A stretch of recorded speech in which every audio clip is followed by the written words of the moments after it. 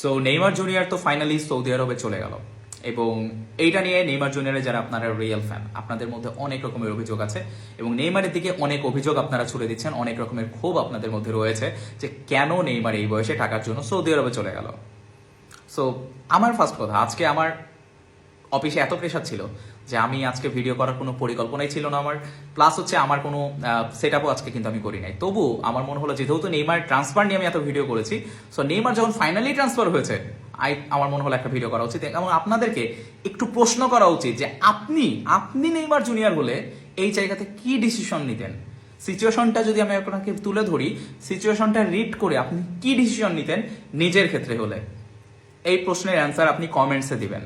ধরেন আপনি নেইমার 2017 সালে বার্সেলোনা থেকে পিএসজিতে জয়েন করেছিলেন, বিকজ বার্সেলোনাতে আপনি মনে করেছিলেন যে প্রপার ক্রেডিট আপনাকে দেওয়া হচ্ছে না। It's kind of true, because আপনি পিএসজির সাথে যে 6-0 গোলে বার্সেলোনার কামব্যাক, সেখানে আপনার পারফরমেন্স বেস্ট ছিল, কিন্তু সেইভাবে ক্রেডিট আপনি পান নাই, সেই ক্রেডিটগুলো অন্য কেউ নিয়ে গেছে। সো এটা নিয়ে আপনি আপসেট ছিলেন, ইটস ওকে। দেন আপনি চলে গেলেন পিএসজিতে, দেন আপনি রিয়ালাইজ করলেন যে ইটস এ মিস্টেক। 18, 19, 20, 21, 22, 23 প্রত্যেক সিজনে আপনি ট্রাই করেছেন বার্সেলোনাতে কামব্যাক করার, কিন্তু পিএসজি এমন একটা ক্লাব যারা কখনোই একটা প্লেয়ারকে সাহায্য করেনি অন্য ক্লাবে ট্রান্সফার হওয়ার ক্ষেত্রে। সো আপনাকে কখনোই পিএসজি হেল্প করে নাই বার্সেলোনাতে কামব্যাক করার ক্ষেত্রে। এবং ফাইনালি আসে 2023-এ আপনার বেস্ট ফ্রেন্ড চলে গেল MLS এ। আপনি দেখতে পাইলেন যে এই ক্লাবটা এতটাই টক্সিক যে আপনি কিছু না করার পরেও আপনার বাসার সামনে এসে আপনার ফ্যানরা, আপনার নিজের দলের ফ্যানরা আপনাকে গালি দিচ্ছে, এবং এই ক্লাবটা আপনাকে তাদের প্রজেক্টের মধ্যে ইনক্লুডও করছে না, আপনাকে স্কোয়াডের বাইরে রাখছে। সো আপনি ডিসিশন নিয়ে নিলেন যে আমি নেইমার জুনিয়র, আমি আর কোনোভাবেই পিএসজিতে থাকবো না, আমি এই ক্লাবটা ছাড়তে চাই। এখানে আপনার ফেভারিট কোচ আসছে, সেও আপনাকে পরিকল্পনা রাখছে না, তো আপনার আর কোনো অপশনই নাই পিএসজি ছাড়া। তো আপনি চাইলেই পিএসজিতে থাকতে পারবেন না, ডেফিনেটলি আপনাকে অন্য কোথাও সুইচ করতে হবে। এখন অন্য কোথাও সুইচ করারও এখন ব্যাপার হচ্ছে, অন্য কোনো চাইলেই তো আপনি চলে যেতে পারবেন না, আপনাকে তাদের সেই ক্লাবগুলোর সাথে এগ্রিমেন্ট করতে হবে, সেই ক্লাবের সাথে পেমেন্ট একটা করতে হবে, আপনি তাদের হয়তো ফ্রিতে খেলবেন না, সো পেমেন্টে ডিল করতে হবে, সবকিছু মিলে একটা অনেক বড় একটা ব্যাপার। সো আপনার কাছে অপশন কোনগুলো?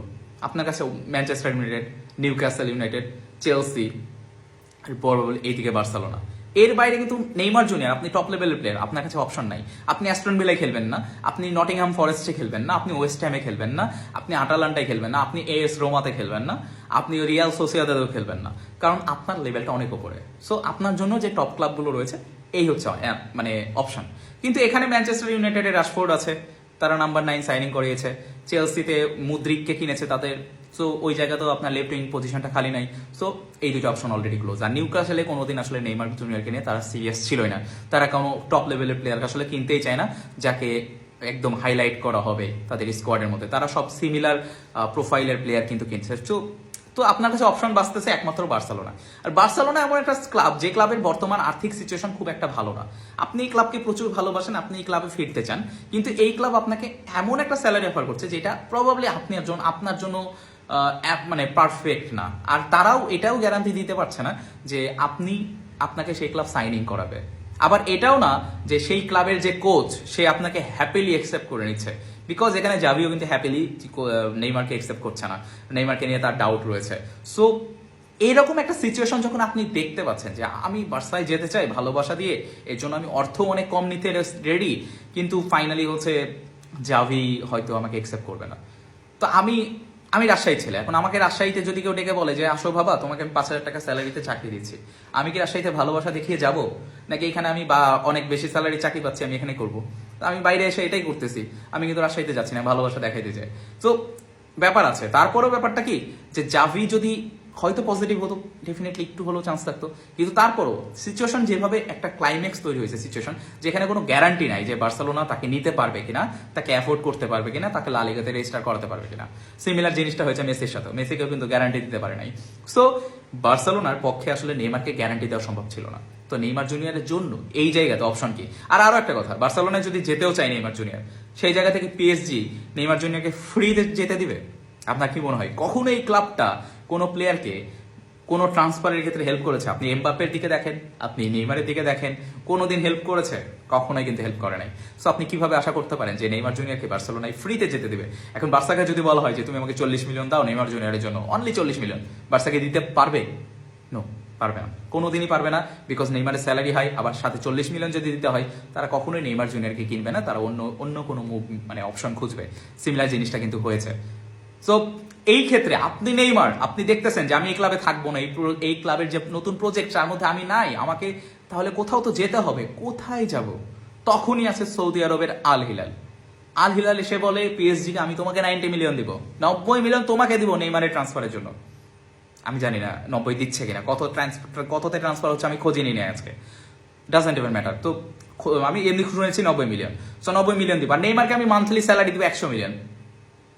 আমি আমি কেন যাব না? আপনি কেন যাবেন না? আপনি আমাকে বলেন যে আপনি কেন সৌদিতে যাবেন না, আমাকে রিজন দেখান।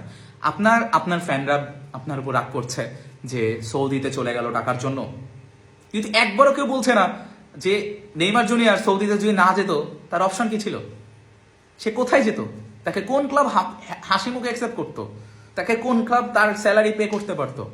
আপনি যদি স্যালারিটা বাদও দেয়, আপনি কোন ক্লাব তাকে নিজের প্রজেক্টে ইনক্লুড করতো, কোন ক্লাবটা আসছিল, হাত বাড়িয়েছিল কোন ক্লাব নেইমারের দিকে? বার্সেলোনা হয়তো বাড়িয়েছিল, কিন্তু তাও গ্যারান্টি ছিল না এখানে। আপনার তখন দেখলেন যে যখন আমার ট্রান্সফার উইন্ডো 2 সপ্তাহ বাকি রয়েছে আর আমার ট্রান্সফারটা ক্রিটিক্যাল একটা ট্রান্সফার, তখন সে সিদ্ধান্ত নিতে বাধ্য যে না, আমাকে তো কিছু করতে হবে। কি করতে হবে? আমাকে মুভ করতে হবে অন্য কোথাও। সেই মুভটা কোথায়? সেটা হচ্ছে 100 মিলিয়ন স্যালারি দিচ্ছে আমাকে পার ইয়ার, সৌদি আরব 2 বছরের চুক্তিতে নিচ্ছে, আর সেইখানে এখন ডিসেন্ট ভালো ভালো প্লেয়ারও যাচ্ছে। So I have to go there.